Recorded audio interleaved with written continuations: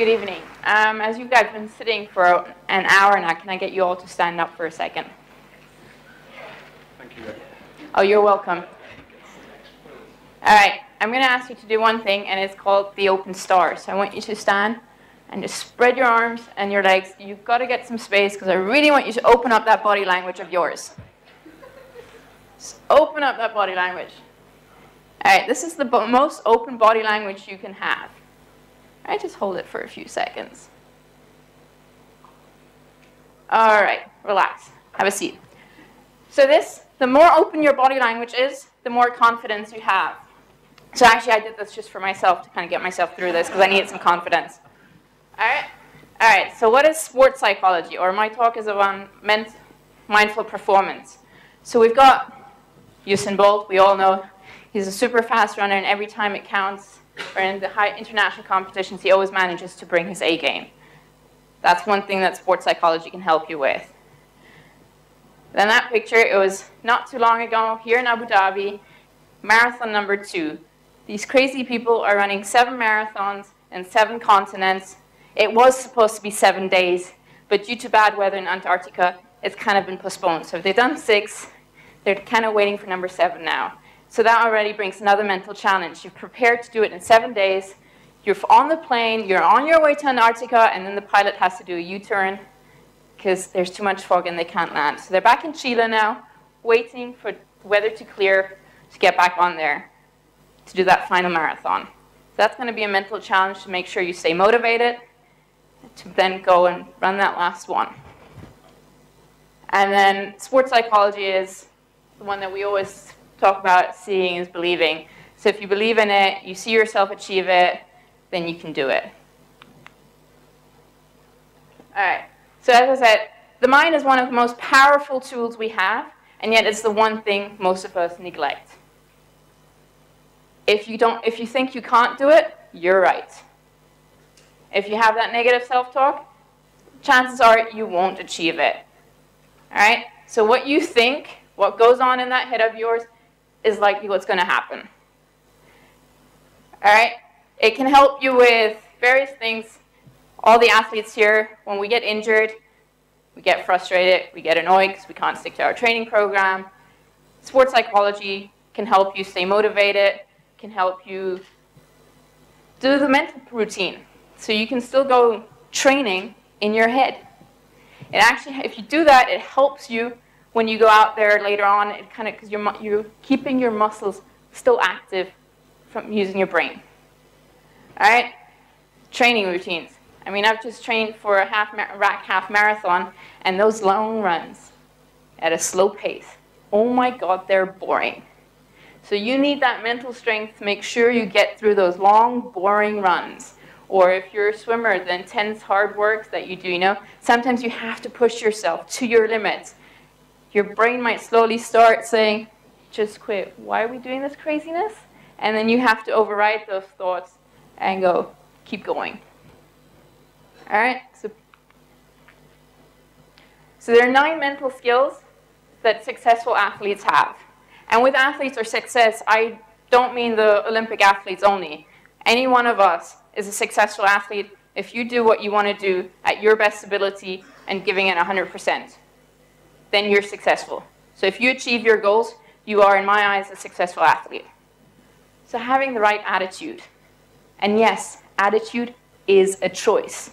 You can choose to have a positive attitude. If you wake up with a negative attitude in the morning, you have the choice to change that attitude. All right? Motivation. You have that choice to be highly motivated, to keep yourself motivated, to keep pushing. Goals. How many of you set goals? A few of you. How many of you think you set the right kind of goals? So are they specific, measurable, realistic? Awesome. Time frame. You got all my athletes here raising their hands. Awesome. Great. People skills.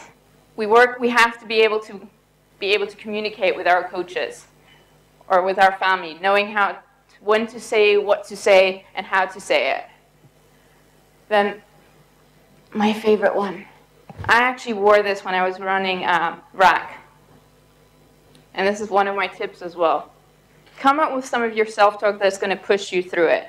So I was running with this in rack, and I kind of had people coming up to me and adding, while I'm trying to focus on my run, I'm like, oh, can you add that quote on your shirt? Can I finish my race first? Then yes. So it seemed to have inspired other runners to think about what theirs is and what got them through. So use some of these to get you through the tough times. Mental imagery. How many of you use imagery? A couple of you. Awesome. All right. The more you visualize or the imagery you use, the more realistic it is. So if you're sitting here, actually let's do a little activity again. I want you to all close your eyes. Breathe in and breathe out. Just completely relax.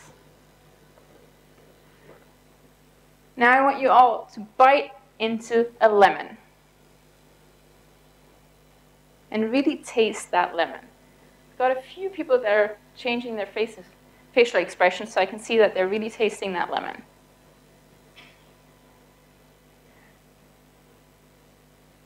All right, now I want you all to smell some coffee. Ooh, there's some smiles coming there. Someone's missing coffee.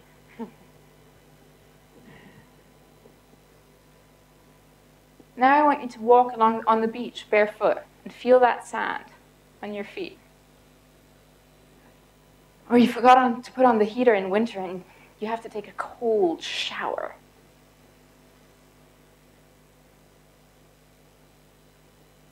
All right, so that's imagery. And the more realistic it feels, the better. And when you do it for your sports, you kind of put them all together. So you set the scene. So if you're doing triads tomorrow, have you gone through the route in your head? Do you know what you're doing?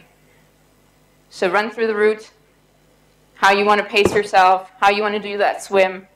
All right? Anxiety. I know pretty much all of our the majority of our speakers were nervous before. And that's good. It means we're ready for it. Anxiety will come with your sporting events.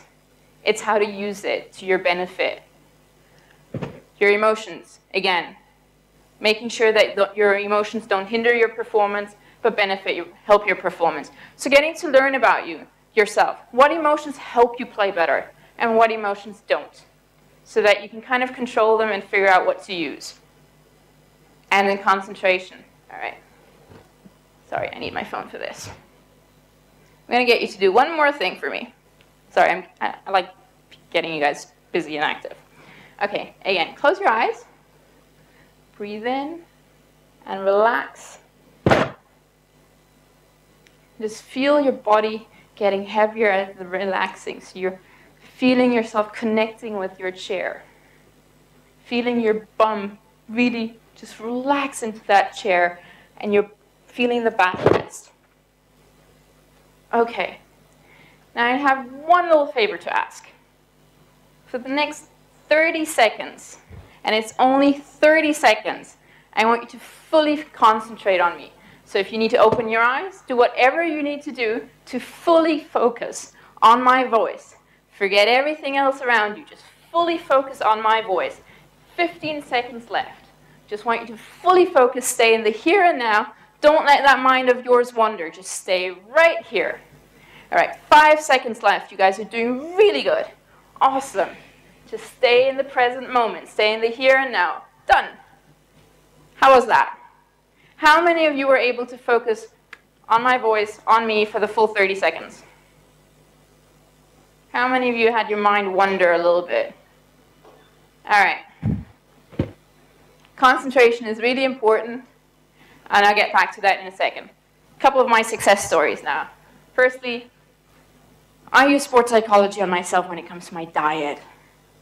My nutrition plan. I love eating whatever I want to eat. I'm a healthy eater, but I don't want to have to count calories. So we decided for a change now for this last marathon that I'm going to take my diet serious. So I had my nutritionist come up with a diet plan, and I had to force myself to make sure I ate 2,000 calories a day. Oh my God, that's a lot. I just struggled because I didn't count. I used to eat, and the portions were just huge, and making sure I had enough rice, and I'm not really a big rice eater or a carb eater, and I had to make sure. So I needed to use my own skills on myself to make sure that I got it through every day, eating everything she put on that plan. It wasn't easy, but I managed. So that's my own success story. Then I have a 15-year-old girl who approached me last year. She and her mother wanted to run 7 marathons in 7 continents. Mother first came to me to ask whether it's even doable for a 15-year-old. So I met the girl, we spoke, and she knew exactly what was coming her way. That it wasn't going to be a walk in the park. It was going to be tough on her. And they did it for a charity. The first marathon was a walk in the park. Great weather in Canada, awesome. Second marathon, the exact opposite. She got sick, she messed up her ankle, but she made sure she did that marathon. I think the third or fourth marathon was in South Africa, a day after Nelson Mandela had died. So an emotional experience for them, because they weren't sure if this marathon was actually going to happen, but Nelson Mandela, loving his sport, said, we're doing this. So the country did the marathon. And they found it a very emotional one. And then, as 6 normal marathons is not enough, her last marathon, she decided to do an ultra marathon, so around 50K instead. 15-year-old, why not? Right? Then I've worked with wheelchair basketball athletes. Again, so it's not only the physical disability they go deal with, it's also learning what your disability is and what your limits are and how to bring your A game. And then finally, some tips for you guys out there tomorrow.